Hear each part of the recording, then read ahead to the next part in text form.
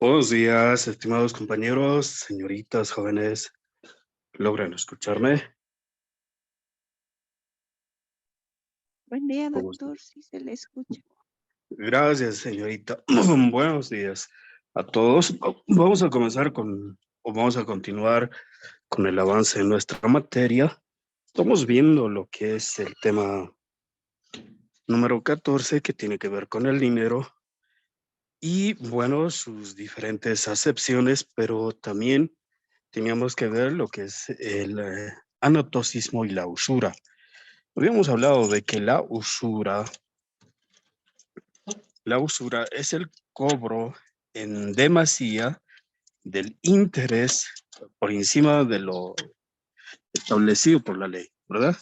A ver, un ejemplo de usura sería si yo establezco un interés del 6%, 6%. La ley, 6% mensual, obviamente, ¿no?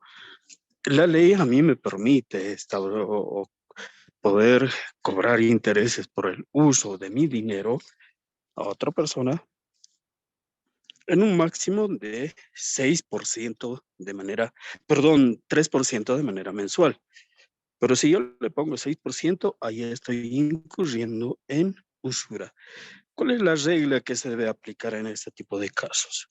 La ley nos dice que se reducirá automáticamente al 3%, ¿verdad? Por más que nosotros en el contrato le pongamos interés del 6%, no se puede efectuar dicho cobro. ¿Por qué? Porque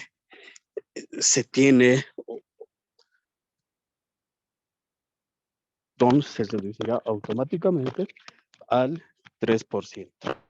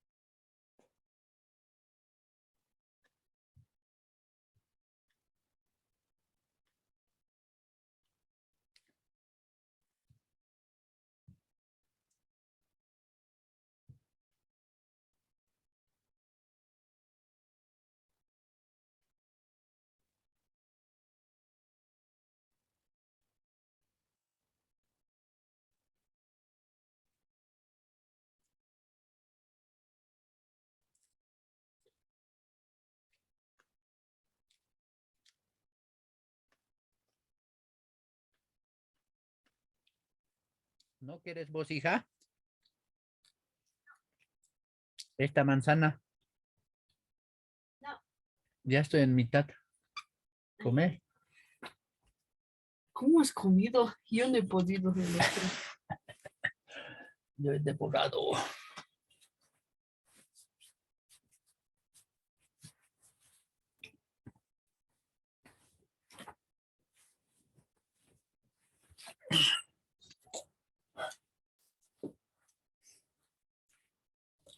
Ahí está también.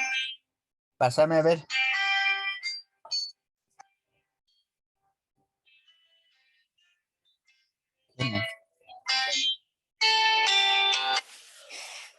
Hola. Dime.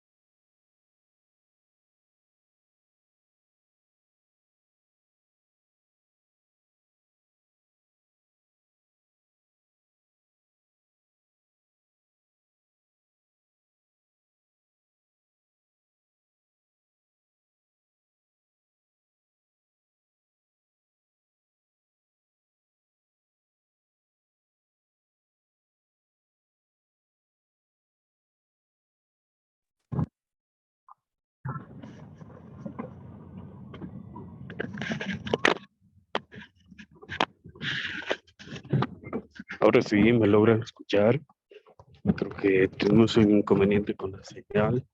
Lamentablemente, Entel anda un poquito más, ¿no? Bueno, yo venía hablando largo cuando unos compañeros pues, se comunican y me dice, se salió de clase. Bueno, mil disculpas, de verdad. Eh, venimos hablando acerca de lo que es la usura simple y la usura agravada. La usura simple, reitero, aquella conducta en la cual la persona, el acreedor, otorga o cobra intereses por encima de lo legalmente permitido.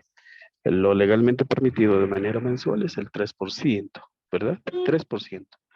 Ahora, si alguien fija un interés de 4%, de 5%, ahí estaríamos frente a un caso de usura.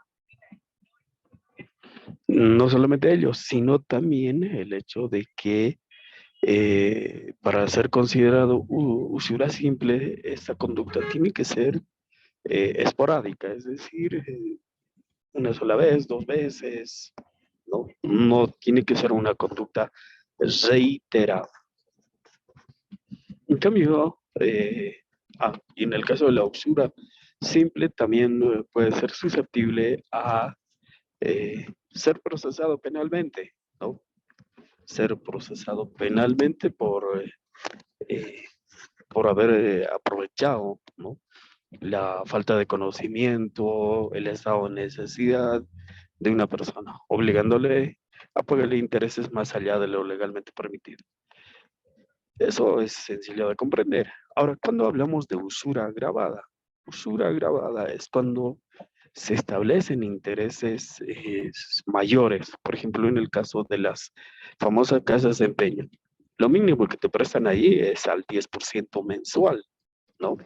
Al 10% mensual. De 100 bolivianos tienes que pagar 10, de 1000 pagarás 100 y imagínense, sea $10,000, ahí tendrías que pagar un interés de $1,000, ¿no? Entonces, usualmente los préstamos que realicen estas casas de empeño tienen esta forma de cobrar. Y para reformular la ley, lo que hacen es firmar incluso de contratos de compra y venta, ¿no?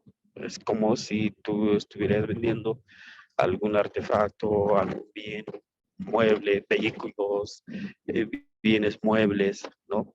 Y lo hacen figurar como que tú hubieras recibido un monto X, es decir, le suman más los intereses por anticipado. Y si, no, y si tú no pagas, bueno, terminas perdiendo ese bien inmueble. Esto, este tipo de prácticas son consideradas como ilícitos penales, ¿no? Son ilícitos penales por los cuales el sujeto que adecue su conducta en esta forma de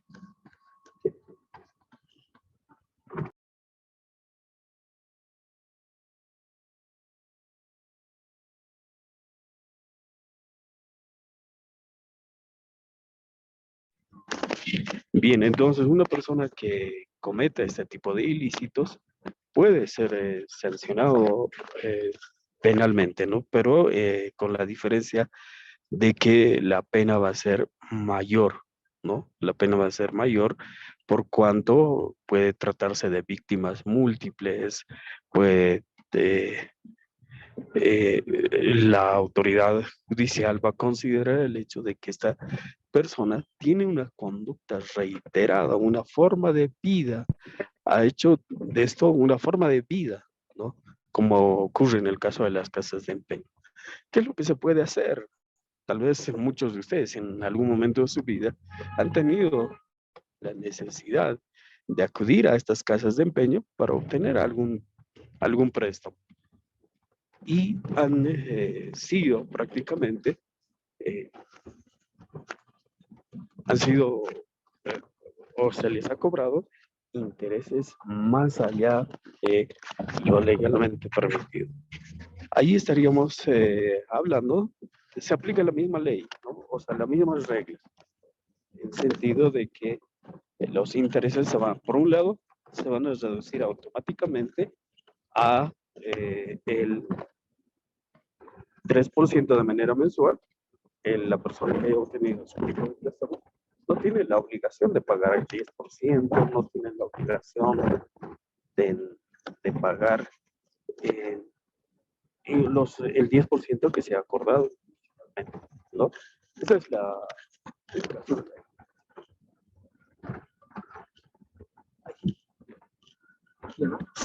Aquí.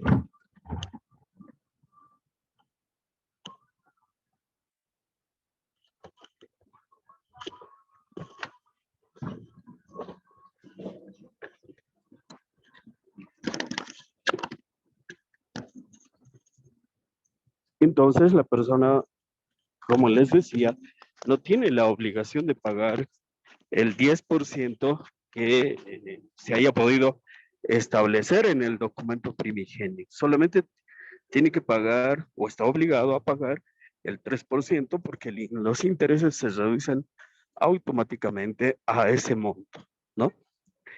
¿Cuál es la importancia en materia civil de ese tema? Pues justamente es el hecho de que la obligación se va a reducir, ¿no? A lo que está legalmente está establecido, que es el 3% de manera mensual, y no así los intereses que hayan sido fijados por encima de esta cifra. Eso por un lado, porque supongamos que te demandan, ¿no? Ya sea por cumplimiento de obligación o en su caso en un proceso monitorio, pues la parte obligada solamente tiene que pagar lo que adeuda, ¿no? Solamente lo que adeuda o en este caso más el interés 3% que es el legalmente permitido. ¿Ya? Eso por un lado. Después, también la posibilidad de que la persona que en este caso ha obtenido préstamos por encima del, del 3% y que haya cancelado dicho interés, entonces tiene derecho de la repetición.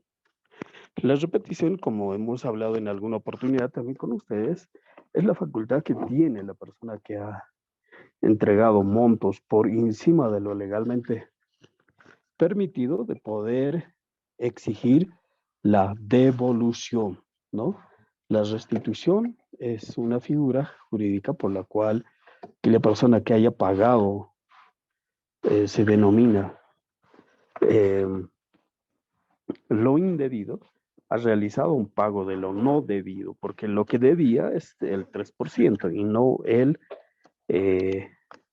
y no 6%, no 10%, no otros intereses que han sido cobrados en este caso por el acreedor, ¿no? No tenía la obligación de pagar más allá de lo que la ley establece. Sin embargo, ha existido este tipo de cobros. Por eso es que la ley le faculta a la persona que ha pagado en demasía, ¿no? De poder realizar la acción de repetición. Repetir significa que, por decir, a ver, había una obligación de $10,000 en el cual se ha establecido un interés supongamos, del 10%, ¿no? Del 10%. La persona, por desconocimiento de normas o porque cree que al haber obtenido este préstamo está en la obligación de pagar estos 10%, ¿no? Entonces termina cancelando más al margen de que sea algo ilegal, ¿no? Por un lado es ilegal. Segundo es el hecho de que eh, se le está cobrando, ¿no? Algo que está fuera de fuera de la ley. La ley nos establece que el máximo de interés es el 3% y cuando te hacen cobros por encima de dicha cifra, bueno, pues obviamente hay una usura, ¿no? Hay usura. Entonces, frente a este tipo de acciones, el artículo 113, en el caso de que el Estado haya perdido, nos dice que el Estado debe repetir. Similar figura se aplica en el caso de las personas particulares, puesto que va a tener que iniciarle un proceso civil,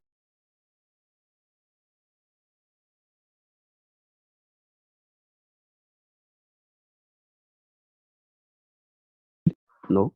Monto adicional del monto extra que hubiera pagado por concepto de intereses, pidiendo se le devuelva, ¿no? Se le devuelva el excedente o la demasía que haya podido pagar. Entonces, ahí hablamos de lo que es la usura. En el Código Penal, el artículo 361 nos habla de lo que es la usura agravada y nos dice que la sanción será agravada en una mitad y multa de 100 días, por un lado, si el autor es prestamista, ¿no? O comisionista, usuario profesional o habitual. Ahí justamente quienes adecúan su conducta en usura agravada son las casas de empeño, ¿no?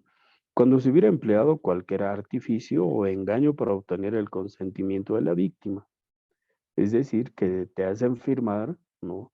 De pronto una hoja preelaborada en donde ya simplemente hay que colocar el nombre y allí justamente se da, ¿no? El artificio, el engaño, no va a pasar nada, solamente es para mi garantía, así te dicen, ¿no? Es para mi garantía, no va a pasar nada, te lo voy a devolver, ya.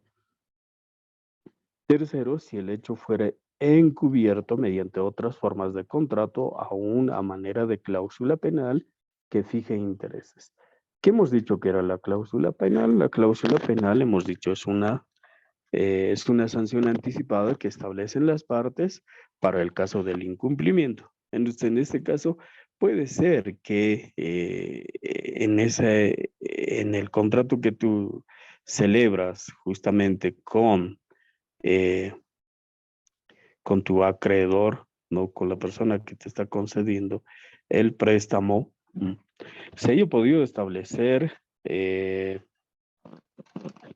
una cláusula penal. Pero esta cláusula penal es, por un lado, exagerada.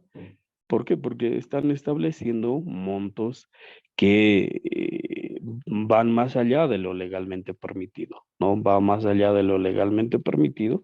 Por ejemplo, a ver, pongámosle, te prestan $1,000, ¿no? Te prestan $1,000 y le ponen una cláusula penal de $500.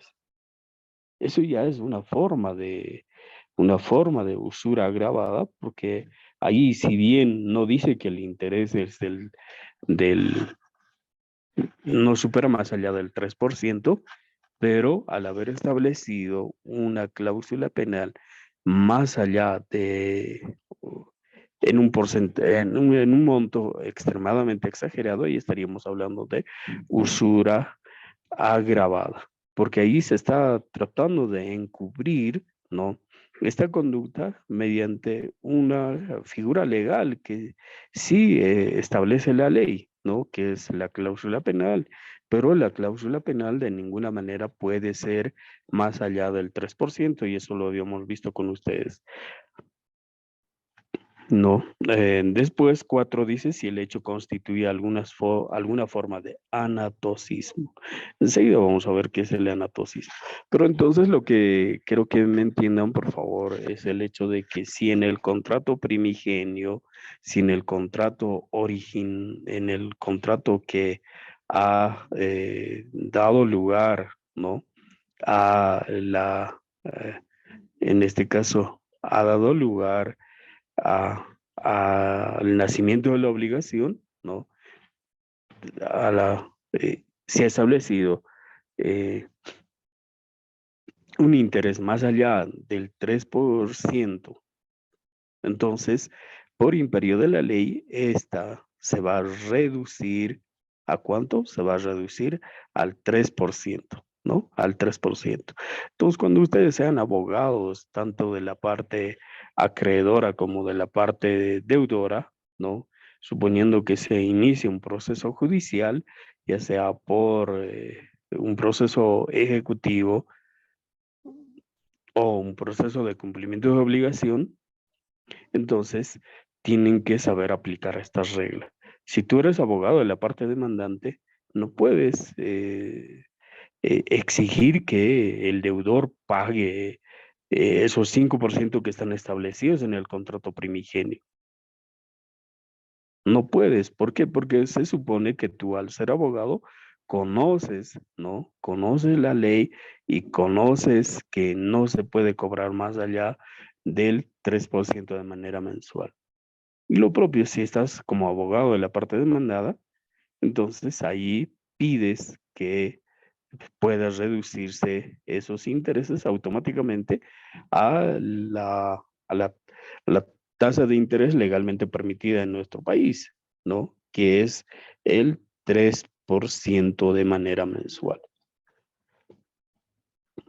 Vamos a ver ahora lo que es el anatosismo como un último punto de lo que es el tema número 14, ¿no? ¿De dónde viene anatosismo?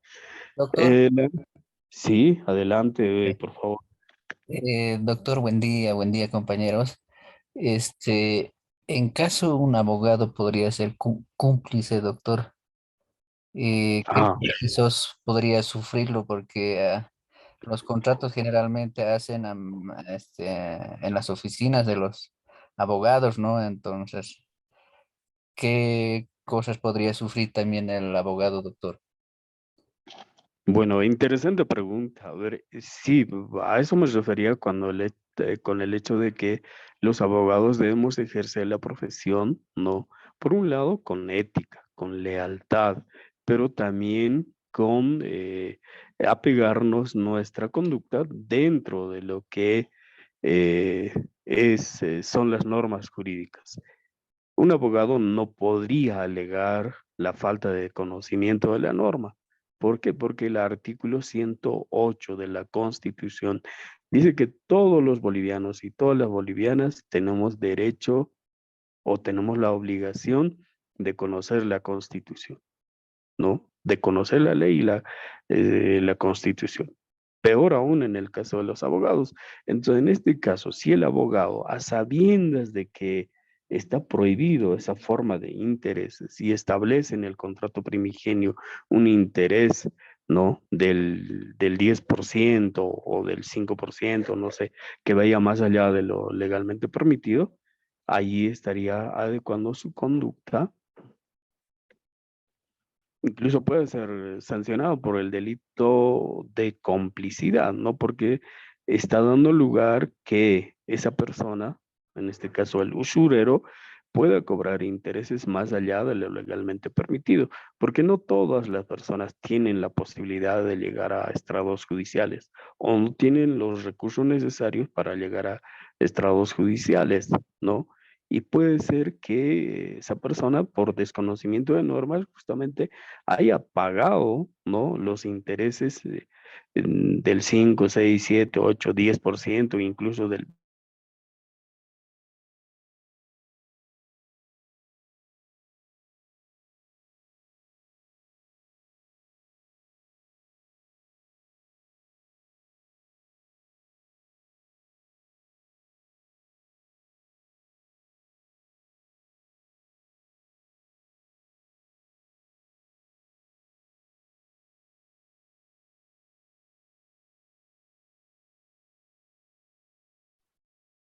Doctor, tu micrófono no se escucha nada.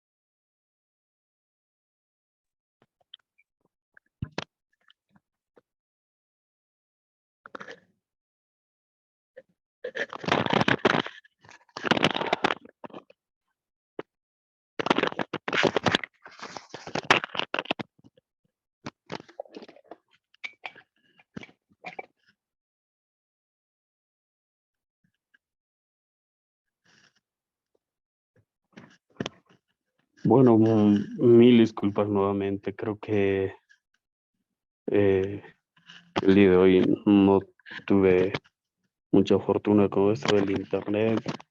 Se cayó, no entiendo, 2 veces la señal. Y de verdad les pido mil disculpas. No es correcto que ocurran este tipo de cosas.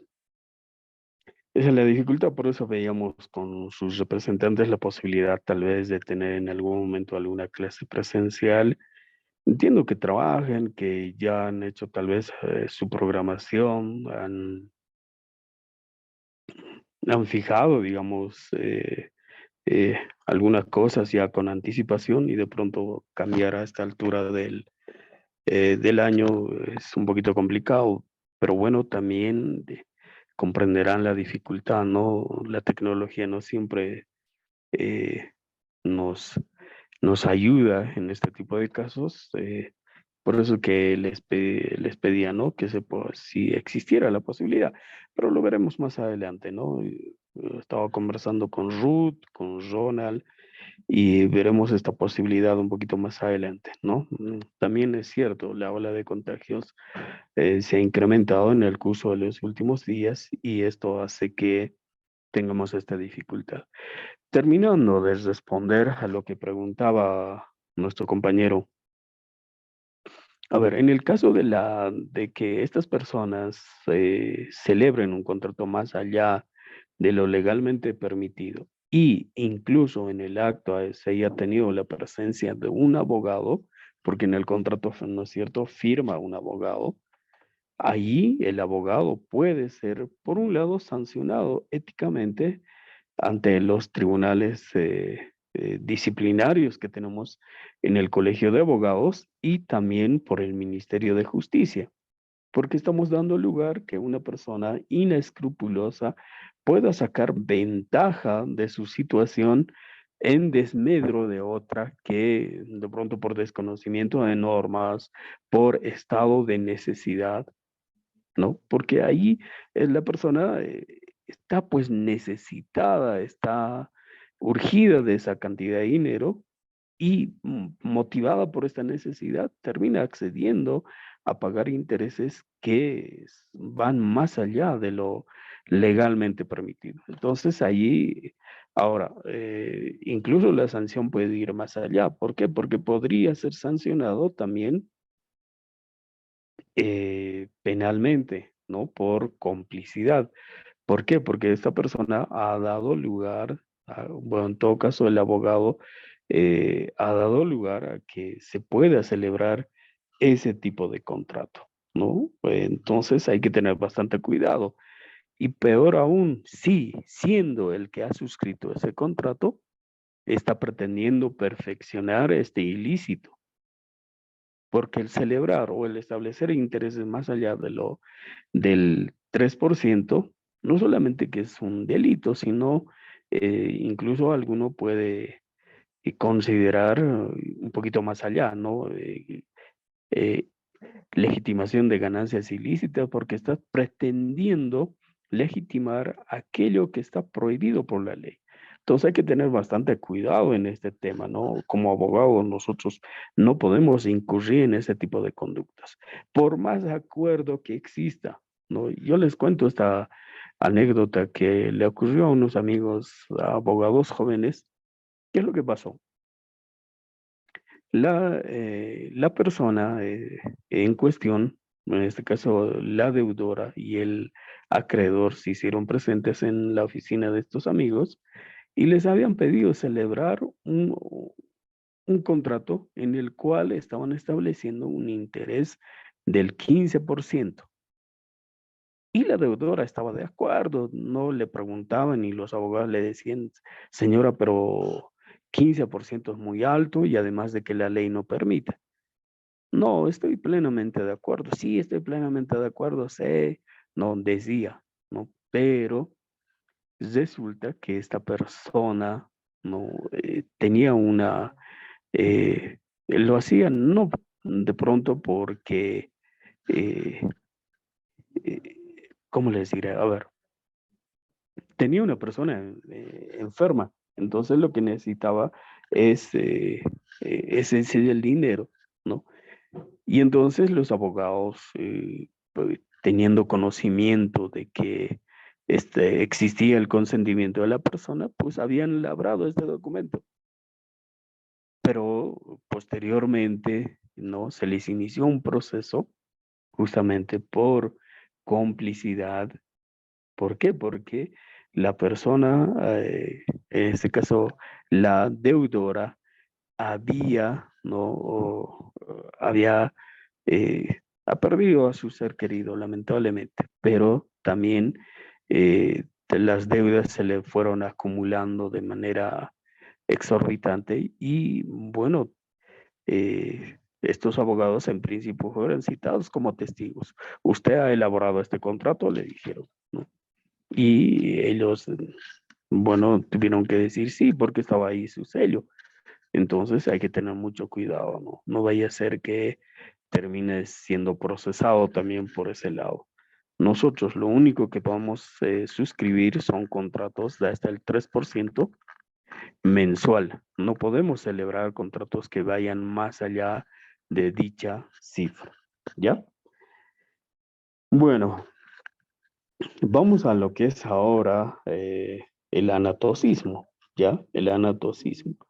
Decía, viene de la palabra o del griego ana, que significa reiterar, y toquinos, que significa dar en intereses. Anatocismo hemos dicho que es pues la capitalización de intereses, ¿no? Puede ser que acá no haya existido usura, ¿no? Es decir, que no se hayan fijado intereses más allá del 3% mensual, no se haya fijado intereses de pronto eh, que vayan, o en todo caso que sean por encima o que estén por encima de lo legalmente permitido. Pero resulta que, o sea, ¿dónde está el problema? ¿Dónde surge el problema? ¿Y dónde surgiría la responsabilidad también, en su caso, para el profesional abogado? Va a ser en el hecho de que esta, en todo caso, los intereses, ¿no? Se capitalicen de $10,000, que es el préstamo. Bueno, suponiendo que se haya contemplado el interés del 3% y se dé el incumplimiento por parte de el deudor, 3% de $10,000 al mes, estamos hablando de $300, ¿no? $300. Entonces, ¿qué es lo que, cuál es la forma habitual en la que se suelen capitalizar estos intereses? Pasan 3, 4 meses, 5 meses. En 5 meses, ese interés del 3% se convierte en $1,500, ¿verdad? Pues estoy equivocado. $1,500. Entonces, ¿qué es lo que hacen estas personas? Dicen, mira, no me puedes pagar, y encima te estoy esperando un tiempo y tú eres un mal agradecido. Bueno, siempre utilizan el aspecto psicológico para tratar de una u otra manera, sacar ventaja, ¿no? Indicando de que todavía le había hecho favor de prestarle y cómo es posible que no le pueda devolver, que eres un ingrato, eres una ingrata. Entonces, ¿qué hacen? Celebran un nuevo contrato, ¿no? Un nuevo contrato. De tal manera que ya no debe $10,000, ¿no? Ahora termina debiendo $11,500. Y sobre estos $11,500 se establecen justamente nuevos intereses. Puede continuar siendo el 3%, pero el capital, ¿no? Ya no es 3%.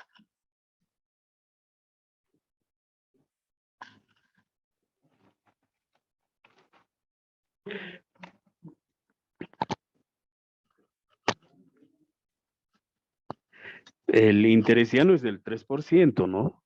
Perdón, el capital ya no es 10.500, perdón, $11.500, sino el capital aparece ya como, bueno, perdón, el capital ya no es $10.000, sino ahora termina siendo $11.500. $11.500.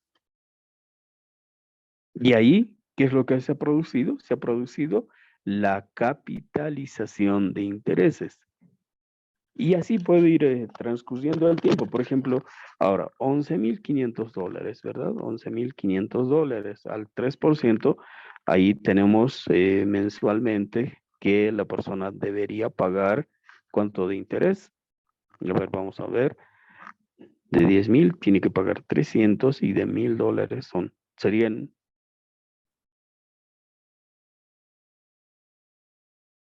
1.045, perdón, $345, ¿no? Mensualmente. $345 mensualmente. Pueden transcurrir otros 6 meses, otro año, y esto ya se va a ir elevando. Y el acreedor nuevamente le dice, mira, ¿sabe qué? Ya ha pasado otro tiempo y tú no me estás pagando, ¿no? Y deciden celebrar un nuevo contrato. Esta vez sí te lo voy a pagar, etcétera, el deudor, ¿no? Y la deuda aparece, por decir, con como 15.000 o $20.000. Yo conozco casos, y seguramente ustedes también, en donde solamente se había prestado a la persona $2.000, pero de esos $2.000, que era el capital inicial, ahora termina debiendo como 15.000 o $20.000, ¿no? El otro día también tuve la posibilidad de conocer, y más bien han llegado, porque era mi cliente el que había incurrido en este tipo de práctica. Él le vendió un lote de terreno y solamente el saldo era $2.000, ¿no? Hace 8 años atrás aproximadamente. Y posteriormente, como el comprador no le había terminado de pagar, él le dijo, no, ya se incrementó el precio de los lotes, además tú me tenías que pagar el 3%, ya me debes $5.000, le dijo, ¿no? Después de $5.000, como no pudo pagar el deudor, terminó, ¿no? Eh, terminaron firmando un nuevo contrato, por el monto de $5.000. Pero el deudor, al ser un monto elevado, tampoco pudo cumplir con la obligación y después terminó debiendo $10.000. Y es cuando viene a mi oficina y me dice, ¿sabe qué? Hay una persona a quien yo le he prestado $10.000. Aquí está el contrato, estaba debidamente reconocido en firmas y rúbricas. Y uno dice, bueno, uno debe presumir la buena fe, ¿no?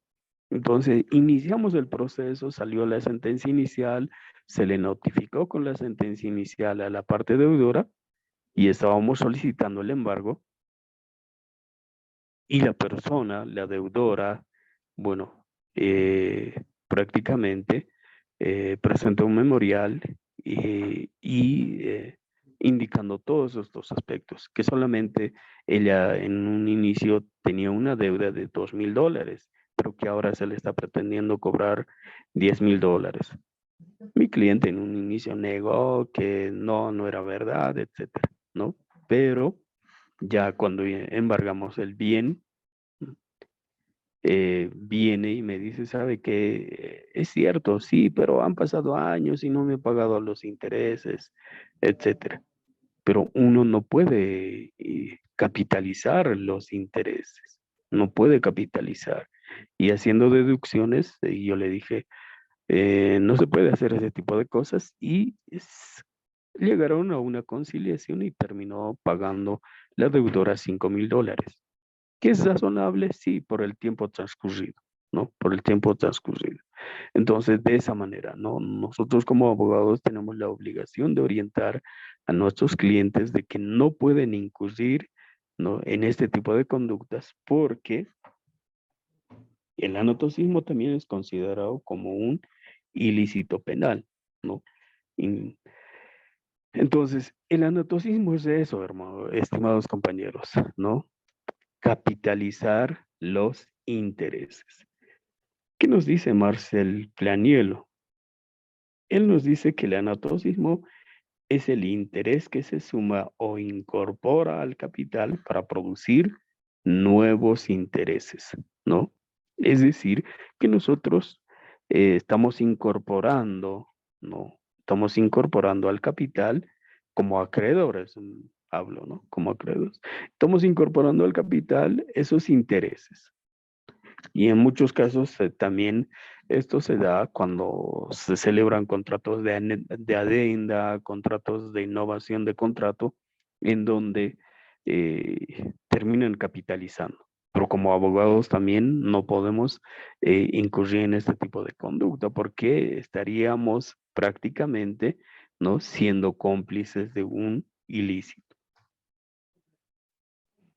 El anatocismo, entonces, es un fenómeno que nace por un lado de la usura, pero por otro lado también se dice que el anatocismo es la acción de cobrar intereses sobre intereses de mora derivados del pago o no de un préstamo, ya sea por capitalización de intereses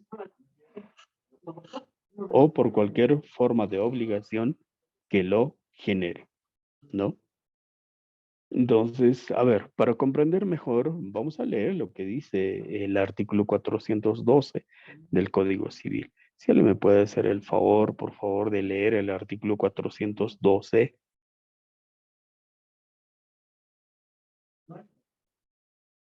No, nadie. Entiendo su molestia. Doctor, Buen día, ya lo Adelante, por tengo. favor. Sí, adelante, por favor. 412. Prohibición del anatocismo. Están prohibidos el anatocismo a toda otra forma de capitalización de los intereses. Las convenciones en contrario son nulas. Muy bien, muy bien. ¿Qué nos quiere decir esto? A ver, ¿qué es lo que entendemos de la lectura de este artículo? Dice, están prohibidos, por un lado, el anatocismo y toda forma de capitalización de intereses. Y hasta ahí, ya. Bueno, entendemos, no hay ningún problema. Pero hay algo que agrega este artículo. Dice, las convenciones en contrario son nulas. Entonces, si a tu cliente, ¿no? Como en el ejemplo que les pongo, ¿qué debió haber hecho el otro abogado de la otra parte? Limitarse a contestar la demanda. Debió haber planteado alguna otra acción. ¿Qué harían ustedes como abogados? A ver, díganme. Tu cliente te dice, ¿sabe qué? No, doctora Edith, solamente le debía $2,000, pero me ha hecho firmar otro documento en el cual ya terminé debiendo $6,000. Después de $6,000, $12,000, y me hizo firmar nuevamente un nuevo contrato y ahora debo $20,000 de lo que inicialmente recibí solamente como $2,000. ¿Qué harían ustedes como abogados? A ver, díganme. Compañeros, señoritas, jóvenes, a ver, ¿qué harían ustedes como abogados en ese tipo de casos? Si tu cliente te dice que que solamente has recibido como capital $2,000, pero que ahora termina debiendo $20,000, justamente por la capitalización de los intereses. ¿Qué harían ustedes? A ver, ¿qué haría usted, Hugo, en este tipo de casos? ¿Qué acción debería plantear?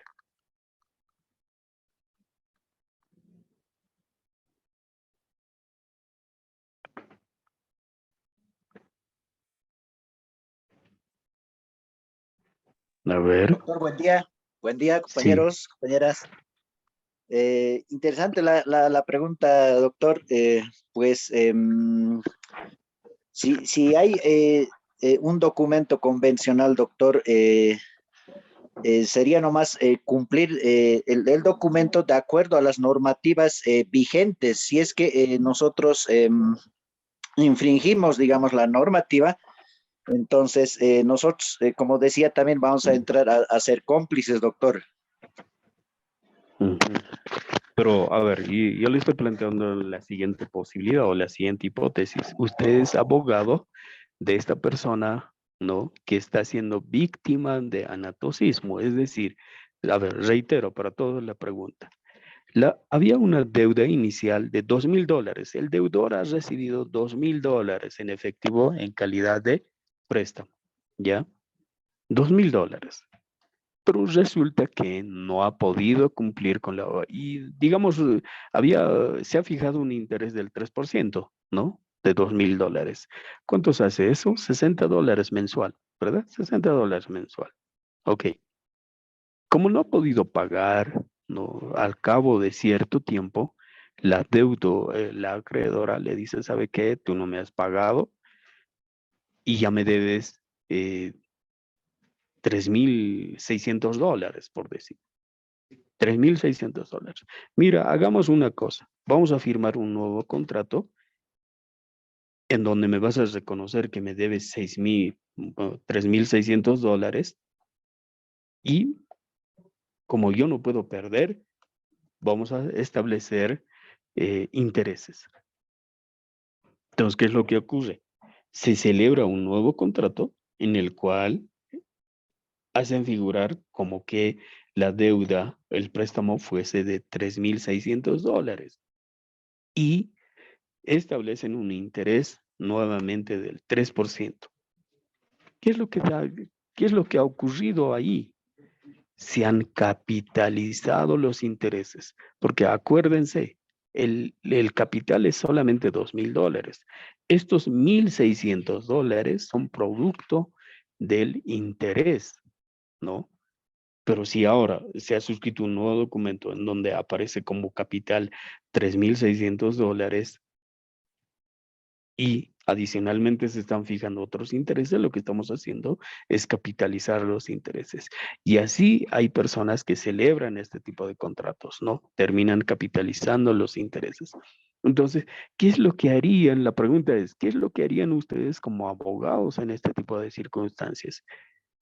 Vamos a hacer como Hugo, bueno, la postura de Hugo dice, hay que cumplir, ¿no? Hay que cumplir porque hay un contrato firmado, en este caso, por $20,000, pese a que originalmente la deudora solamente había recibido $2,000. ¿Qué harían ustedes? Reitero la pregunta para todos. Doctor, tal vez sería solicitar la nulidad del segundo contrato y solo dar validez al primer contrato. Ajá, interesante. Justamente es eso, Edith, ¿no? Compañeros, tenemos que, bueno, ¿qué es lo que va a hacer la persona en este caso? A ver, yo tengo ya un contrato firmado por $20,000, cuando inicialmente la obligación era solo de $2,000. Traen el documento a la oficina, tú como abogada, lo que haces es presentar una demanda ejecutiva y bueno, pretendes cobrar o con tu cliente pretenden cobrar estos $20,000. Y tú siendo abogado de la otra parte, bueno, de acuerdo al artículo 381 del Código Procesal Civil, tienes la posibilidad de plantear excepciones, ¿no? Plantear excepciones. Pero como las excepciones, bueno, simplemente van a retardar el proceso. Lo más recomendable, en este caso, lo que tú estás mencionando, plantear una demanda de nulidad, pero por la vía ordinaria, ¿no? Por la vía ordinaria. Vamos a revisar lo que dice el 381 para que ustedes tengan idea de lo que estamos hablando. O sea, te notifican con una demanda ejecutiva, ¿no? Una demanda ejecutiva. Las excepciones permitidas por la ley son, por un lado, incompetencia, falta de personería del ejecutante, falta de fuerza ejecutiva, litispendencia, falsedad o inhabilidad del título. Ahí está. con el que se pidiera la ejecución. La primera podrá fundarse únicamente en adulteración del documento, la segunda se limitará a las formas extrínsecas del título, sin lugar a discutirse la legitimidad si hubiera mediado reconocimiento expreso de la firma. No procederá la excepción de falsedad. Y bueno, ahí hablan de 11 tipos de excepciones. ¿Qué es lo que haríamos? Obviamente vamos a poder plantear solamente estas 11 excepciones, pero lo que tenemos que hacer es iniciar un proceso, ¿no?, ordinario de nulidad de contrato. ¿Por qué? Porque se ha establecido el anatocismo, ¿no? Se ha producido el anatocismo. Entonces, de esa manera, ¿no? Obviamente el proceso ordinario, a diferencia del proceso ejecutivo, va a tener una mayor demora, ¿no? Va a tener una mayor demora. Y mientras tanto, el proceso ejecutivo va a ir avanzando. Pero en ese interín, ¿no?, puede también tramitarse el proceso de nulidad de contrato, y esto puede dar, no se olviden, lo resuelto en proceso ordinario puede dejar sin efecto el proceso ejecutivo. Esto es una regla, ¿no? Entonces, esta es la manera en la que uno puede asumir defensa en relación a a los procesos monitorios donde se pretende cobrar estas sumas que constituyen o son producto del anatocismo, es decir, de la capitalización de los intereses. ¿Cuáles son las características del anatocismo?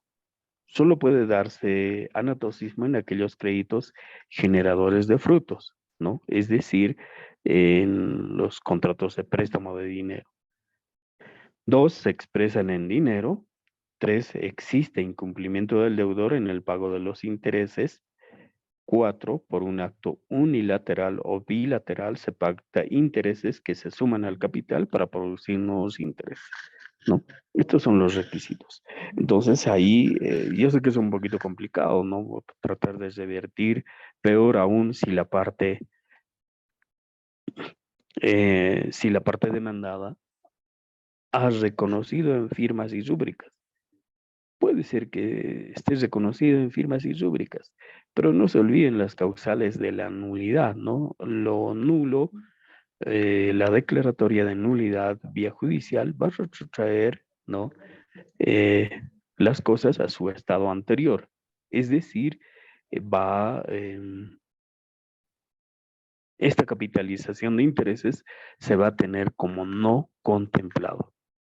Y solamente el acreedor tendrá derecho de cobrar los intereses legalmente permitidos, ¿no?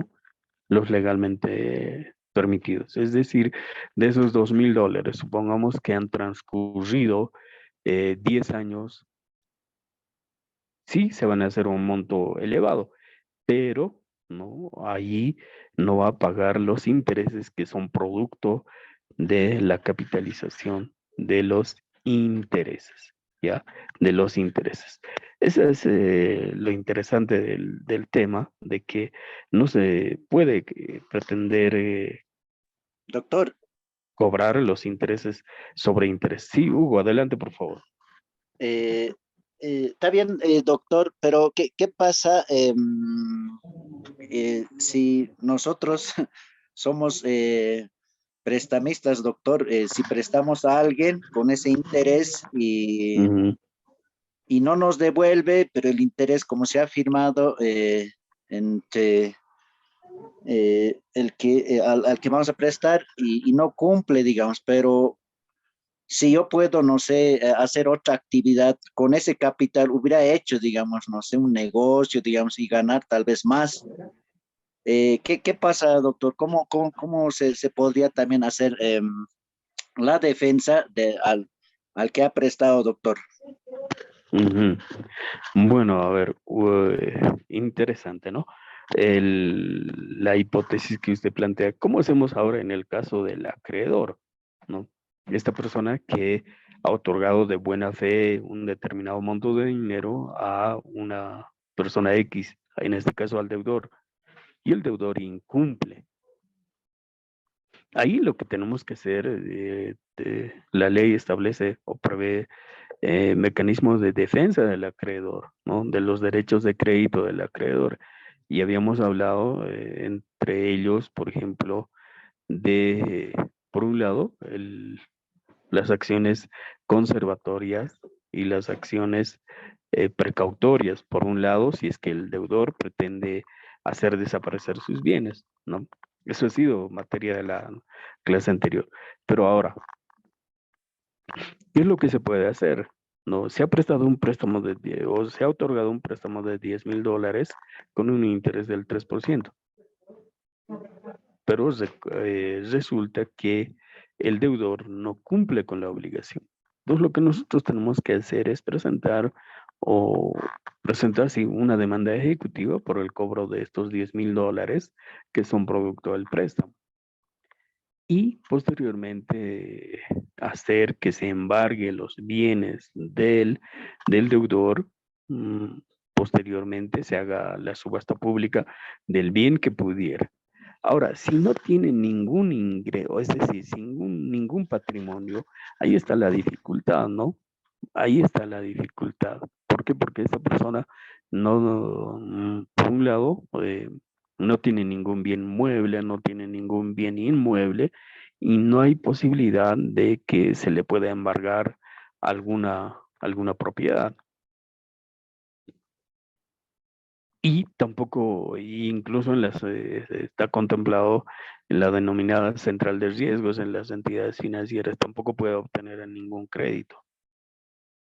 Y ahí, ¿cómo le hacemos? ¿Cómo vamos a golpearlo? ¿Qué vamos a hacer? No vamos a recurrir a lo que hacía, pues, en Cochabamba este famoso abogado Leclerc. No podemos hacer eso, ¿no?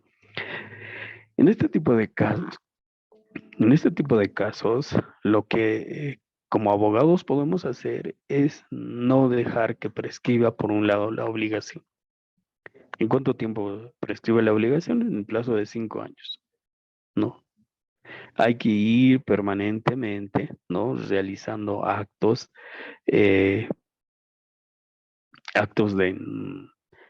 ante la autoridad judicial para que esa obligación no prescriba. Puede ser que hayas presentado tu demanda, hayas obtenido la sentencia inicial, hayas notificado al deudor con esa sentencia inicial, se ha interrumpido el plazo para la prescripción, evidentemente, pero después te olvidas porque también tu cliente se ha olvidado, no pasan 6 años y desde el último movimiento han transcurrido 6 años, entonces ahí va a prescribir la obligación. En este tipo de casos, lo que nosotros tenemos que hacer es que no pueda operar la prescripción, no mantener. Y en algún momento se acordarán de mí, en algún momento esa persona, esa persona va a tener algún bien o algún patrimonio, ¿no?